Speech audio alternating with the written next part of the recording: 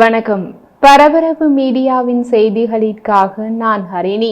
கனேடிய தேர்தல் பிரச்சாரங்கள் அதன் 3வது வாரத்தில் நுழையும் போது லிபரல் கட்சி கன்சர்வேட்டிவ் கட்சியை விட வாக்காளர்களிடையே தங்கள் ஆதரவு முன்னிலையை விரிவுபடுத்தியுள்ளனர் என்று ஒரு புதிய கருத்து கணிப்பு காட்டுகிறது. கனடாவின் குளோபல் நியூஸிற்காக பிரத்யேகமாக நடத்தப்பட்ட கருத்து கணிப்பு கனேடியர்களில் 46% பேர் லிபரல் கட்சிக்கு வாக்களிப்பார்கள் என்று காட்டுகிறது. இது கடந்த வாரத்தை விட 2% அதிகம். மாறாக கன்சர்வேட்டிவ் கட்சி 4% சரிந்து வாக்காளர்களிடையே 34% ஆதரவை பெற்றுள்ளனர்.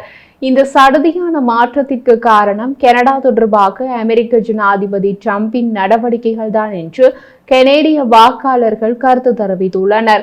இன்று தேர்தல் நடத்தப்பட்டால் இந்த அளவிலான தேசிய ஆதரவு லிபரல் கட்சியை பெரும்பான்மை அரசை அமைக்க தேவையான ஆசனங்களை பெற்றுக் கொடுத்து விடலாம். காரணம் 7% வாக்காளர்கள் எந்த கட்சிக்கு வாக்களிப்போம் என்பது குறித்து முடிவெடுக்காமல் இருப்பதாக கருத்து கணிப்பு தெரிவிக்கிறது.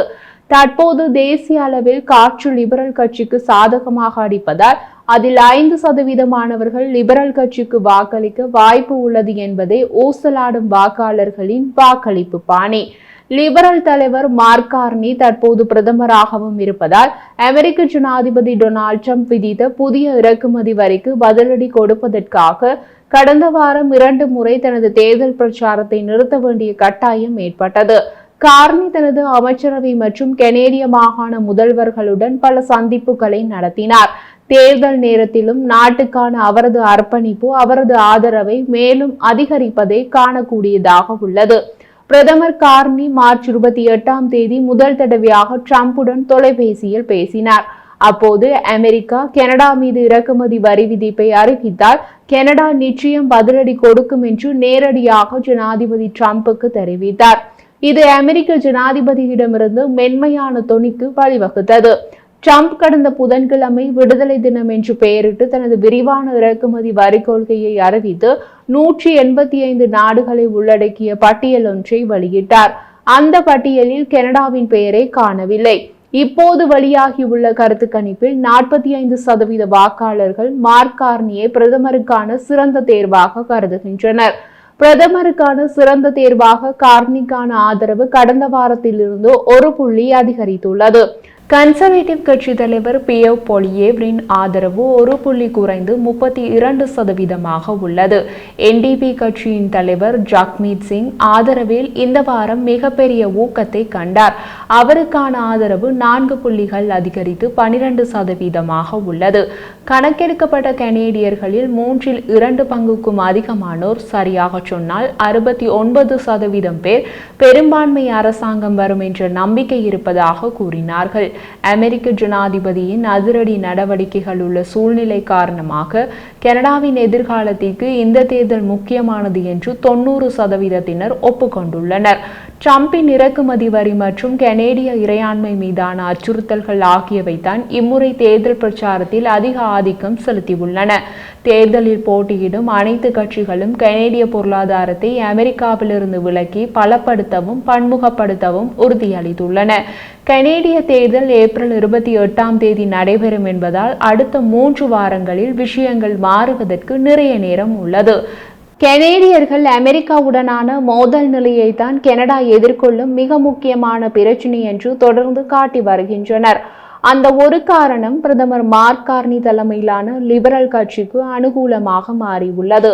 இந்த ஆண்டு தங்கள் ஆதரவை வேறொரு கட்சியிலிருந்து லிபரல் கட்சிக்கு மாற்றிய வாக்காளர்களில் 51% ட்ரம்பின் நடவடிக்கைகளே தமது ஆதரவு மாற்றத்திற்கான 2 முக்கிய காரணங்களில் ஒன்று என்று கருத்து கணிப்பில் கூறியுள்ளனர். லிபரல் கட்சியை ஆதரிப்பதற்கான 2 காரணங்களில் ட்ரம்பின் நடவடிக்கைகள் முதலாவது காரணம் என்றால், 2வது காரணம் என்ன? ஆச்சரியமாக இந்த 2வது காரணமும் லிபரல் கட்சியோடு தொடர்புடையது தான். இந்த 2வது காரணம் பிரதமர் மார்க் கார்னி. டொனால்ட் ட்ரம்பின் கனேடிய விரோத நடவடிக்கைகளை எதிர்கொள்வதற்கு சரியான தலைவர் மார்க் கார்னி தான் என்று 56% கனேடியர்கள் கருதுகின்றனர் என்கிறது கருத்து கணிப்பு. காரணம், அவர் ஒரு பொருளாதார நிபுணர். இக்கட்டான பொருளாதார சூழலில் கனடா இருந்தபோது பேங்க் ஆஃப் கனடாவின் தலைவராக இருந்தார். இக்கட்டான பொருளாதார சூழலில் பிரிட்டன் இருந்தபோது பேங்க் ஆஃப் இங்கிலாந்தின் தலைவராக இருந்தார். இரண்டு நாடுகளிலும் பொருளாதார பிரச்சினையை திறமையாக சமாளித்தார். லிபரல் கட்சியின் மார்க் கார்னி என்ற புதிய முகத்தால் பயனடைகிறார்கள். லிபரல் கட்சியின் தலைவராக இருந்த முன்னாள் பிரதமர் ஜஸ்டின் ட்ரூடோ ராஜினாமா செய்ததை அடுத்து மார்க் கார்னி லிபரல் கட்சியின் தலைவராக தேர்ந்தெடுக்கப்பட்டார். சரியான நேரத்தில் அவருக்கு 3 விஷயங்கள் நடந்துள்ளன. முதலாவது ஜஸ்டின் ட்ரூடோவின் ராஜினாமா, இரண்டாவது கெனேடிய தேர்தல், மூன்றாவது டிரம்பின் கெனேடிய விரோத நடவடிக்கைகளும் பேச்சுக்களும். இந்த மூன்றும் ஒரே நேரத்தில் நடந்ததுதான் பிரதமர் மார்க் கார்னிக்கு 56% ஆதரவை பெற்றுக் கொடுத்துள்ளது. இங்குள்ள முக்கியமான உண்மை என்னவென்றால், ட்ரம்ப் இல்லை என்றால் கார்னி 56% ஆதரவை பெற்றிருப்பார் என்று கூற முடியாது. அதே போல ஜஸ்டின் ட்ரூடோ தொடர்ந்தும் லிபரல் கட்சியின் தலைவராக இருந்திருந்தால் அவர் அதே 56% ஆதரவை பெறுவார் என்று கூற முடியாது. ட்ரம்ப் தமது கெனேடிய விரோத நடவடிக்கைகளில் ஈடுபடாமல் இருந்திருந்தால் தேர்தல் உள்நாட்டு பிரச்சினைகளை மையமாக வைத்து நடந்திருக்கும். அப்போது கன்சர்வேட்டிவ் கட்சியை ஜெயிக்க வாய்ப்பு இருந்தது. ஆரம்ப கருத்து கணிப்புகளை அதைத்தான் காட்டின. ட்ரம்ப் வாயை திறந்தார், கார்னி லிபரல் கட்சியின் தலைவரானார். உடனே லிபரல் கட்சி வரைபடத்தில் கிட்டத்தட்ட செங்குத்தாக மேலெழுந்தது. கனடாவில் 3 பிரிவான வாக்காளர்கள் பல தசாப்தங்களாக உள்ளார்கள். ஒரு பிரிவினர் குறிப்பிட்ட ஒரு கட்சியை ஆதரிப்பவர்கள், உதாரணமாக லிபரல் ஆதரவாளர்கள், கன்சர்வேட்டிவ் ஆதரவாளர்கள் அல்லது NDP ஆதரவாளர்கள். இரண்டாவது பிரிவினர் ஒரு கட்சியை தவிர்ப்பவர்கள், உதாரணமாக கன்சர்வேட்டிவை தவிர வேறு எதுவும் அல்லது லிபரலை தவிர வேறு எதுவும். மூன்றாவது தரப்பினர் அன்றைய சூழ்நிலையை பார்த்து அல்லது ஆதரவை பார்த்து வாக்களிப்பவர்கள். இந்த தேர்தல் ட்ரம்பின் புண்ணியத்தில் அந்த சூத்திரத்தை மாற்றிவிட்டது. கட்சியை பார்க்கவில்லை, உள்ளூர் வேட்பாளர்களை பார்த்ததில்லை, கட்சியின் தலைவர் யார், எந்த கட்சியின் தலைவர் நாட்டின் பிரதமராக வந்தால் ட்ரம்பை சரியாக எதிர்கொள்வார் என்றே அதிக சதவீத வாக்காளர்கள் பார்க்கிறார்கள் என்பதை கருத்து கணிப்பு காட்டுகிறது.